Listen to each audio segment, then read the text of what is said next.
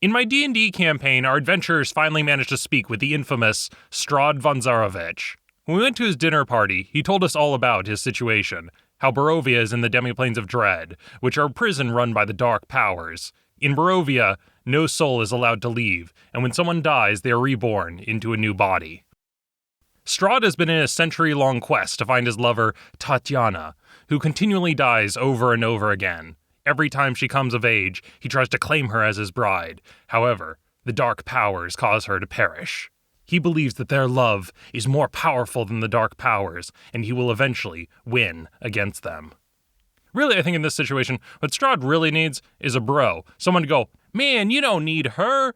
You need to be thinking about you, and just help him get out of his funk. The current reincarnation of Tatiana is Irina. We've been protecting her, trying to keep her safe, but we had to hand Irina over to Rictavio, who's going to be watching out for her, hopefully. We didn't really have another plan after that. He told us to come to Kazan's tower at Lake Baratok, and so, that's what we're gonna do. Man, it would suck if he turned out to be evil too. In the last session, the players killed the hags of the windmill, which were murdering children, baking them into pastries. The group managed to trap them in a magic circle and kill them. However, Gertruda, one of the hag children, escaped. My character came down from the attic. I meet Esmerelda waiting for us. Gertruda got away, I said. Damn, Esmerelda said. Looks like we got one more night hag running around.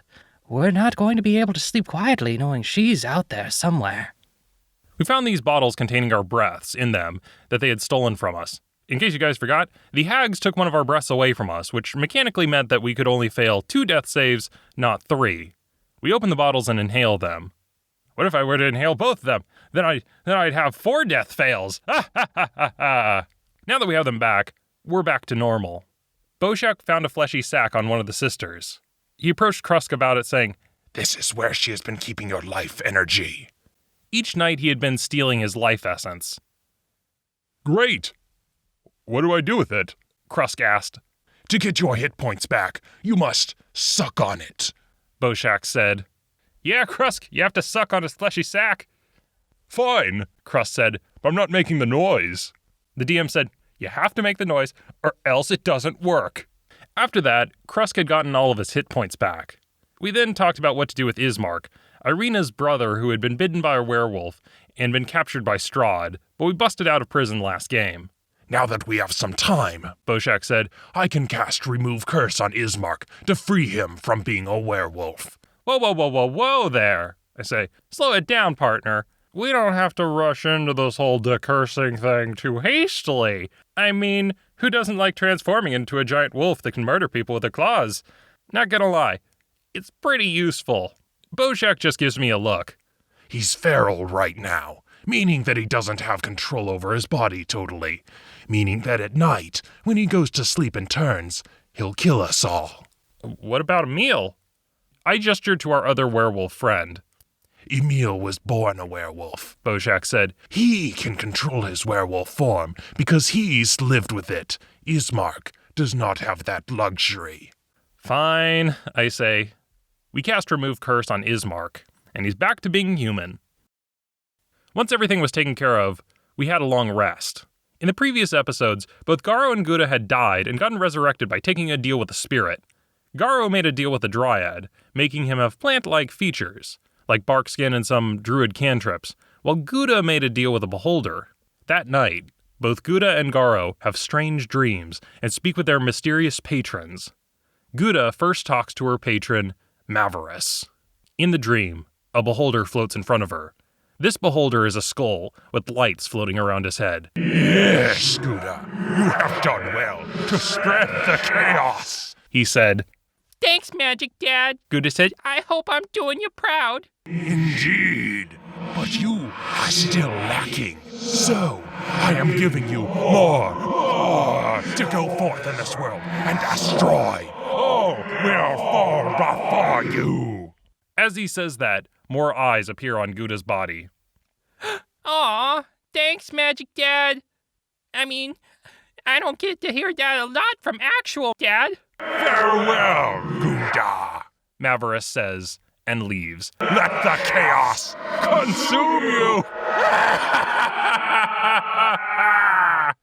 Oh, you got somewhere else to be? Okay. I guess Magic Dad is kind of a lot like real dad. Then we cut over to Garo, who's also sleeping. In his dream, he gets approached by the Dryad spirits again, but there's another female spirit there. The first one he spoke to is the spirit of the forest. The next one is the spirit of the swamps. She has darker skin, with vines in her hair. The road you have traveled has been fraught with perils, but the road ahead of you is even more dangerous yet. Only with our power can you stand against the darkness. Emerging on my fingertips are these small berries. The DM informs me that each day, I now naturally produce 10 good berries. Each one restores health and gives you sustenance for a full day. Sweet, that's pretty cool. I start munching on the berries. I also get the ability to cast Entangle, causing plants to summon out of the ground. You are our champion. They said, We will be watching over you as you continue. I realized the last time I didn't ask your names. I should probably do that. We are Harkotha. They say. When I wake up, I show the others the good berries. These are from your girlfriend, Gouda asked. They're not my girlfriends, I say. I took a vow against that kind of thing. Also, there's 2 of them now. Wow, Gouda said.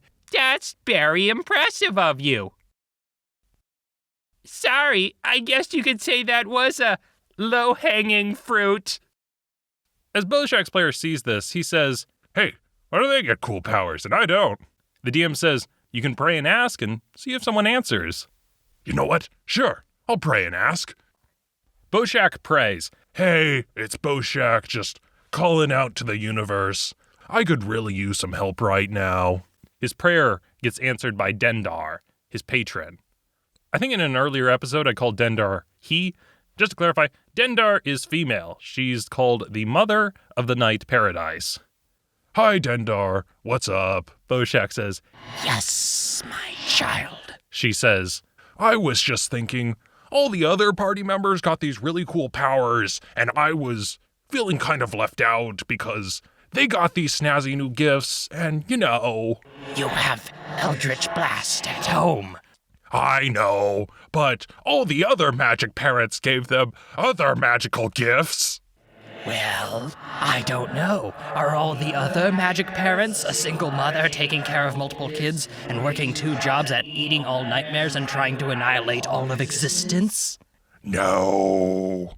the world-ending serpent coils around him. But I guess you have been evil and misbehaving lately, and you do need some more responsibility. I guess I could give you some more magic. Yay, Boshack says. Thanks, evil snake mom. You're the worst. When he wakes up, Boshack notices that he looks more serpentine and has new special abilities, like being able to eat flesh for HP and shedding his skin. Where his severed arm used to be is now a mass of writhing snakes.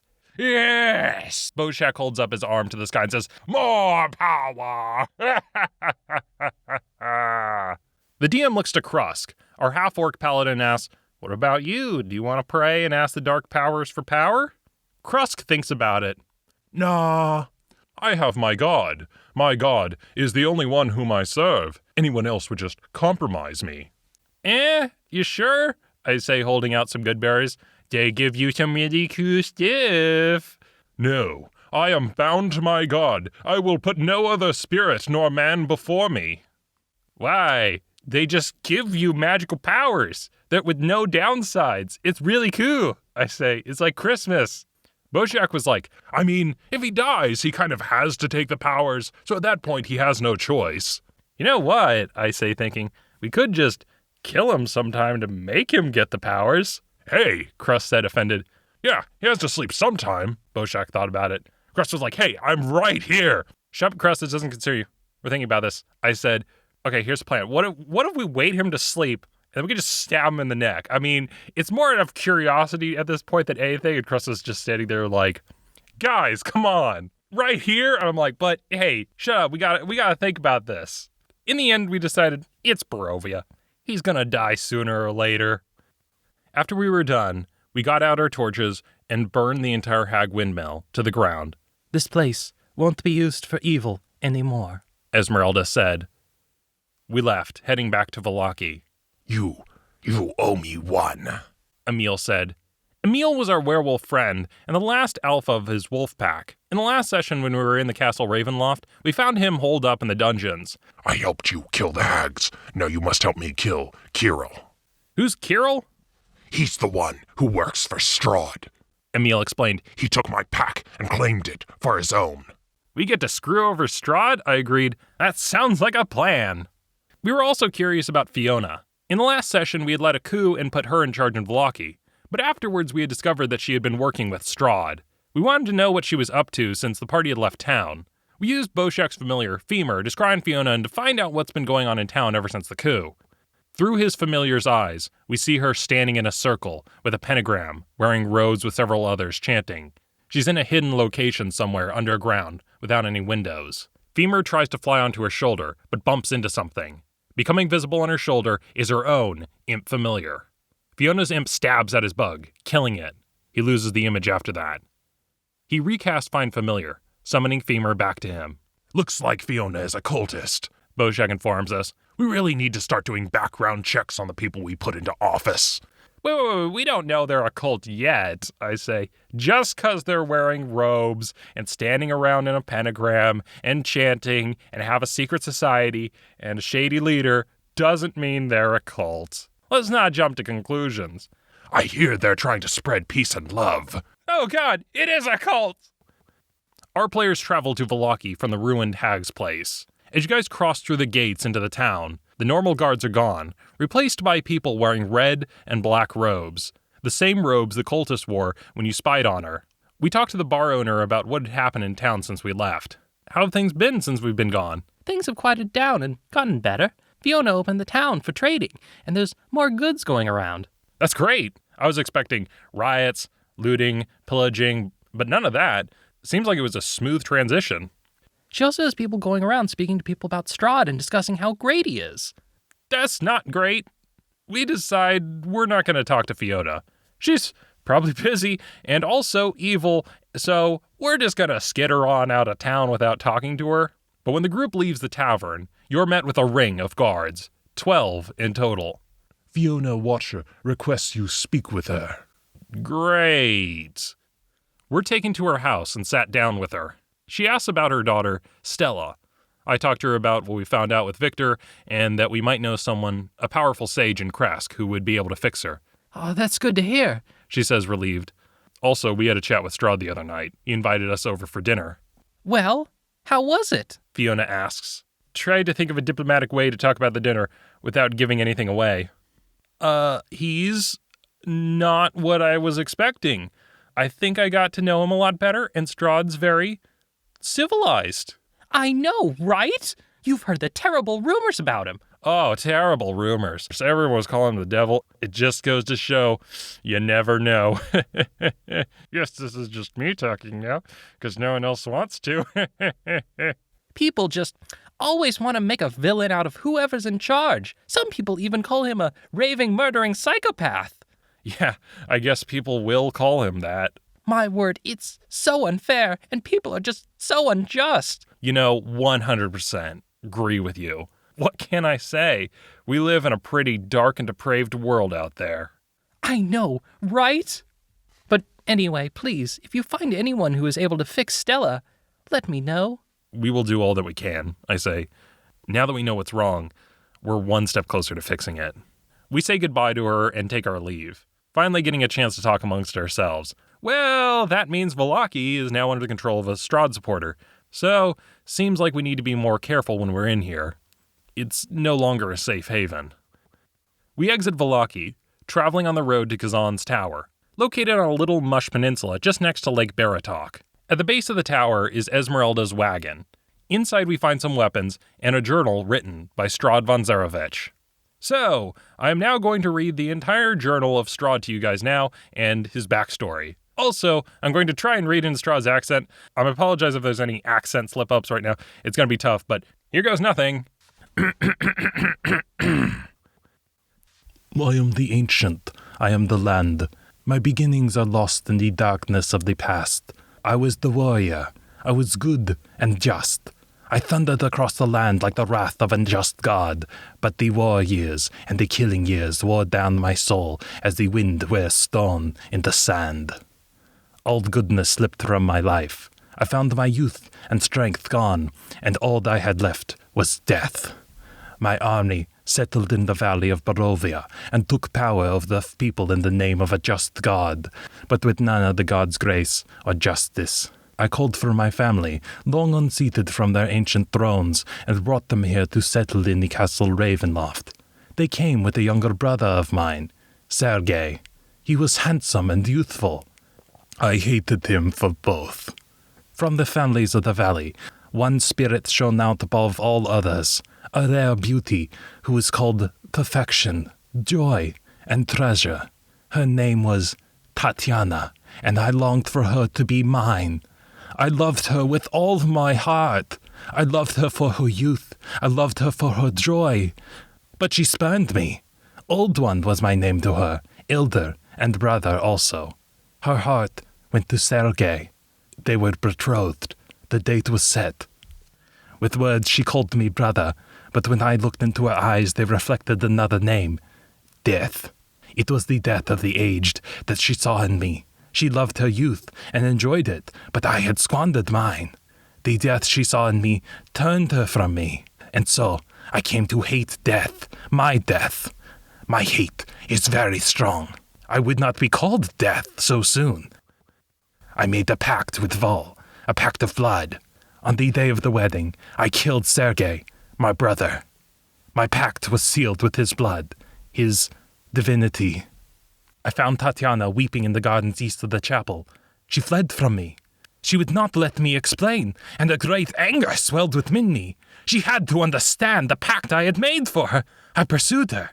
Finally, in despair, she flung herself off from the walls of Ravenloft, and I watched everything I had ever wanted fall from my grasp forever. It was 1,000 feet through the mists. No trace of her was ever found. Not even I know her final fate. Arrows from the castle guards pierced me to my soul, but I did not die. Nor did I live. I became undead forever. I have studied much since then. Vampire is my new name. I still lust for life and youth, and I curse the living that took them from me. Even the sun is against me. It is sun and light I fear the most, but little else can harm me now. Even a stake through my heart does not kill me, though it holds me from movement. But that sword, that cursed sword that Sergei brought, I must dispose of that awful tool. I fear and hate it as much as the sun. I have learned much, too, about this lands of Barovia. Ancient are its ways, ancient beyond the knowledge of the simple folk of this valley. Ancient saints dwell in this valley long before my coming, and 3 hidden fanes still give tribute to their memories. I visited the swamp fane, the forest fane, and the mountain fane, and claimed their powers for my own. Their servants now serve me, and thus I have become the land. I have often hunted for Tatiana.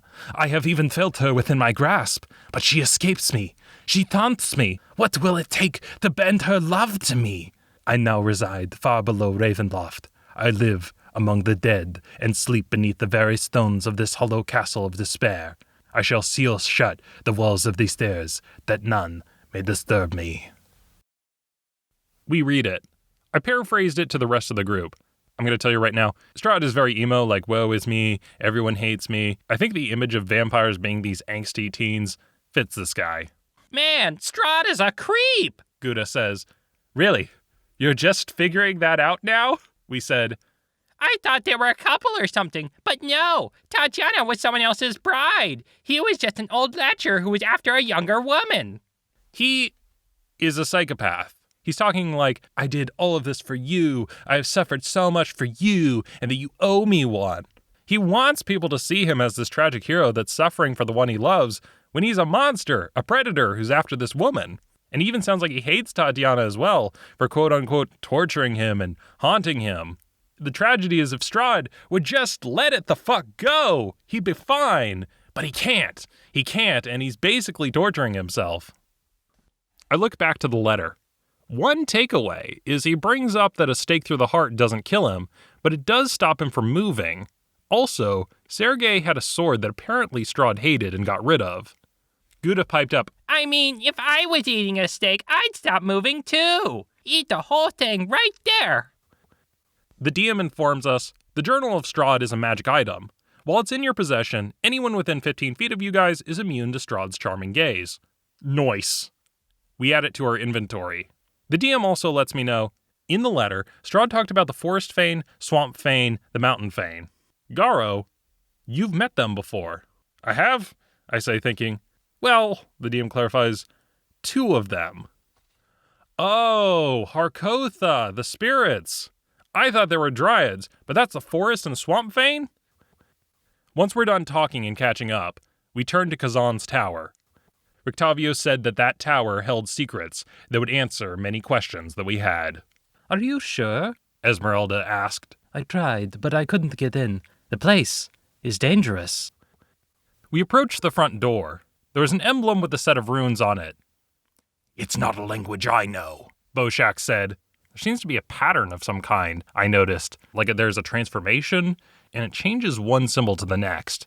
It seems like it's a puzzle. You can pause the video now and take a look at the runes if you're interested in solving them yourself. Did you try the knock spell? I asked Esmerelda. Yeah, she said. It doesn't seem to work. Well, there's a line in the center, Gouda said. Maybe I'll just trace it with my finger. I wouldn't do that if I were you. I tried it earlier. Overhead, the clouds start to swirl. The hairs stand up on our arms. We can hear the crackle of thunder. Don't worry, it'll be fine. What's the worst that can happen? As she is working on the puzzle, we all just scoot a little away from her, giving her some breathing room. She completes the puzzle, but the door wasn't budging. It seemed like her answer was wrong. Dragon, Esmerelda said, backing away quickly. Swooping in and landing on top of the tower was a massive blue dragon. It opened up its mouth and issued out its lightning breath on Gouda. Gouda tries to cast Absorb Elements, but rolls Wild Magic. So, in case some of you don't know, Gouda is a Wild Magic sorcerer, which means that she has a small chance of doing a random magic effect whenever she casts a spell. If you accidentally get a random magic effect, you have to roll on a 1 to 100 table to see what the spell does. Sometimes it can be something good, like gaining damage resistance, or harmless, like a beard of butterflies, or bad. The most infamous random magical effect is Explosion, where your character just accidentally casts Fireball centered on yourself. So she rolls her Wild Magic and she gets an explosion. Gouda explodes with magic. However, the magic is absorbed by the tower. It seems like the tower can absorb spells. That was a close one. She backs away out of the anti-magic area and tries to cast a spell again. She triggers Wild Magic again and rolls an explosion again. And then she spends a point of inspiration in a weird homebrew rule to re-roll it and gets an explosion again. The other players even asked me if I wanted to spend my inspiration to re-roll it, and I was like, what? No, are you kidding? This is fate.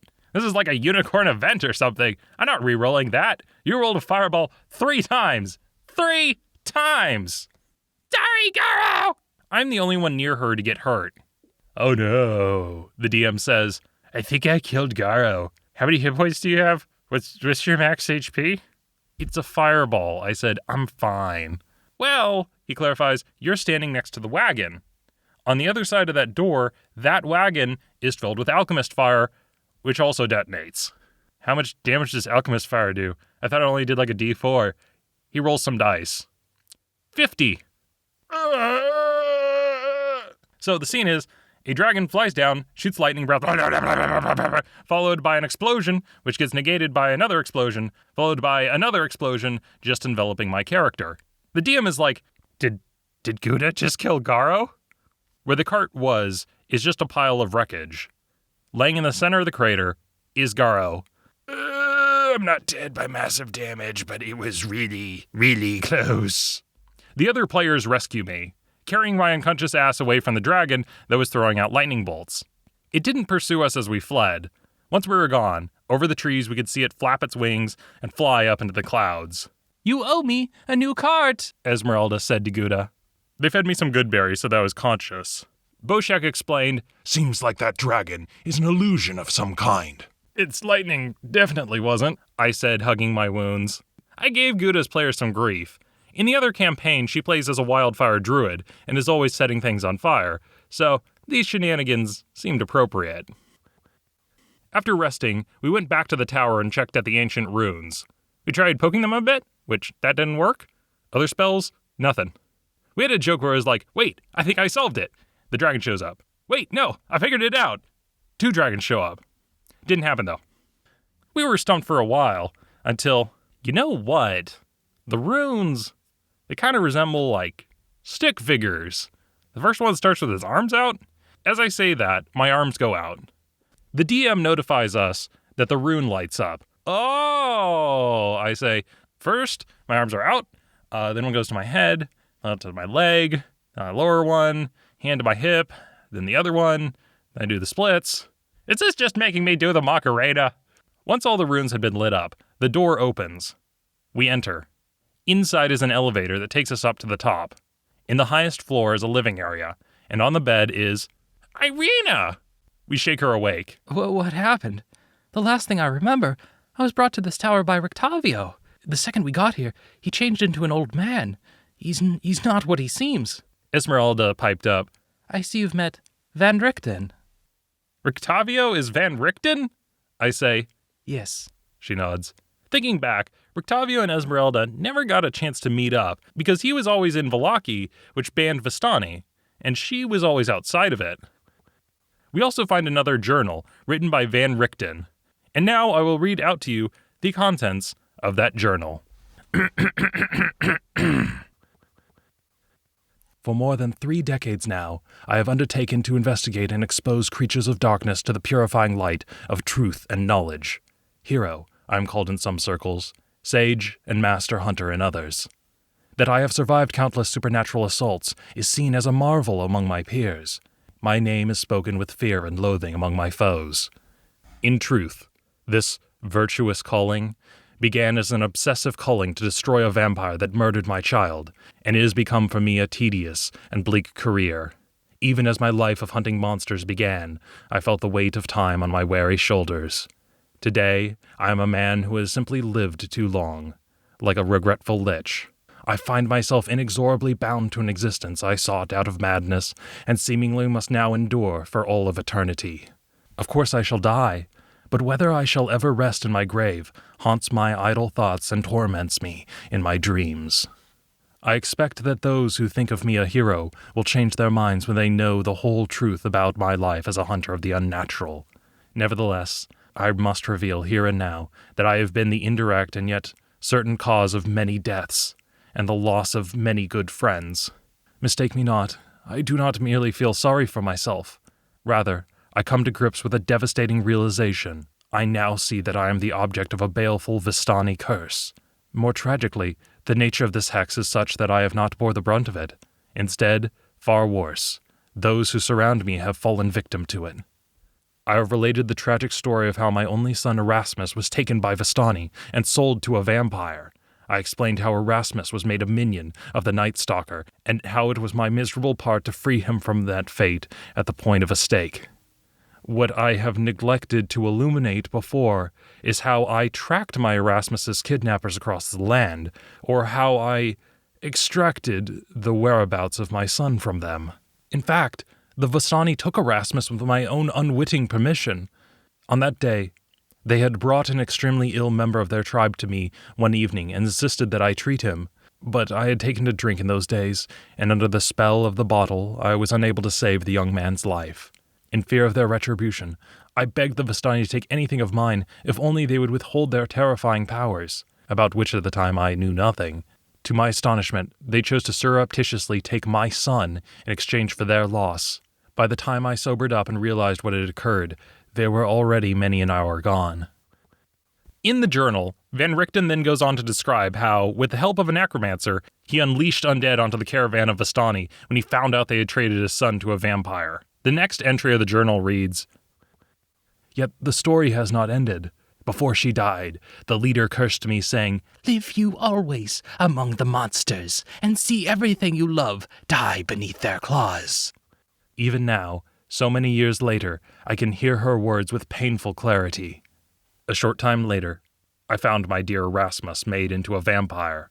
He begged me to end his curse, which I did with a heavy hand and a sinking heart. The darkness had torn him from my loving arms forever, and I foolishly believed that the curse had exacted its deadly toll. I wept, and as my heart emptied, so did rise an insatiate desire for vengeance that I fear I will never quell. So apparently, according to this, I said, Van Richten is not the hero everyone makes him out to be, and he hates the Vistani and even massacred an entire Vistani camp. Well, not everyone, Esmerelda said. Van Richten was the one that killed your family? I was very young at the time, Esmerelda said. I came to Van Richten when I was much older. Did you try and kill him?